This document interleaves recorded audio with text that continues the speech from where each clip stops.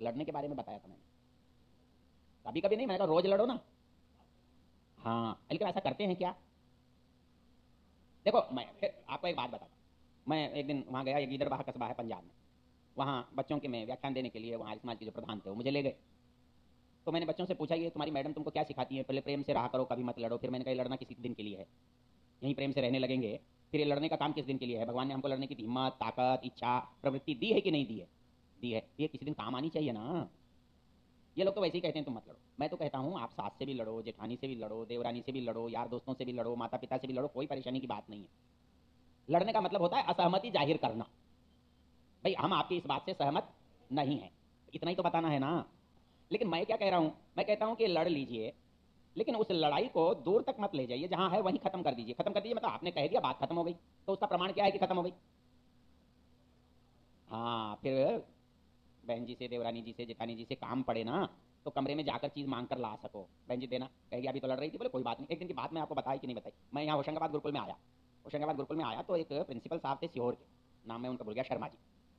बड़े उत्साही आदमी थे, बहुत जोर से मतलब कोई भी बात कहते थे तो मुझे खड़ा खड़ा तो मुझे कहने लगे, तुम संस्था लेकर बैठे हो, तुम समाज का सुधार नहीं करते हो, तुम्हें ऐसा करना चाहिए, तुम्हें ऐसा करना चाहिए, संगठन बनाना चाहिए, आंदोलन करना चाहिए। तो मैंने मुस्कुरा के कह दिया, ये सब आप कर लेना, मैं क्या करूंगा, मेरे बस के तो है नहीं। उनको एकदम गुस्सा आ गया, बोले कैसी बातें करते हो, कायरों की बात करते हो, ऐसा करते हो। और अंत में हमारी उनकी तू तू मैं होगी लड़ने में, अपने को भी कोई उधार रखने की आदत नहीं है। लड़ लिए, और लड़ सचमुच में इतने लिए कि जब हम दोनों वहां से निकले, प्रातराश किया, और प्रातराश करने के बाद जब दूसरी सभा के लिए हम जाने लगे, तो प्रिंसिपल साहब ने मुझे देखा कि मैं उधर से आ रहा हूं, तो वो रास्ता काट के यज्ञशाला में चले गए। वहाँ किताबों की दुकान लगी हुई थी कि ये इधर से निकलेगा, बेकार टकराएगा, तू मैं होगी, चलो जाने लगे। वो चले गए, मैंने देखा कि प्रिंसिपल साहब वहां चले गए। मैं गया, प्रिंसिपल साहब के गले में हाथ डालकर बोला, शर्मा जी हम इतने सस्ते में आपको छोड़ते नहीं हैं। तो आप सोचो उन्होंने क्या किया होगा। वो बोले यार तुम बहुत ही खराब आदमी हो, पहले लड़ते हो फिर छोड़ते भी नहीं हो। तो लड़ना बुरी बात नहीं है, आप लड़िए ना, लेकिन लड़ने के बाद उसको छोड़ देने का क्या मतलब है? अपना माल छोड़ दो, क्यों छोड़ दो भाई? आप एक कल्पना करके देखो कि घर में घर क्यों है? घर इसलिए है कि वो हमारा है। घर वो क्यों है कि हमारा है। अच्छा, घर का हर सदस्य हमारा है कि नहीं है? और यदि यदि उसमें से कुछ कम होगा तो घाटा किसका होगा?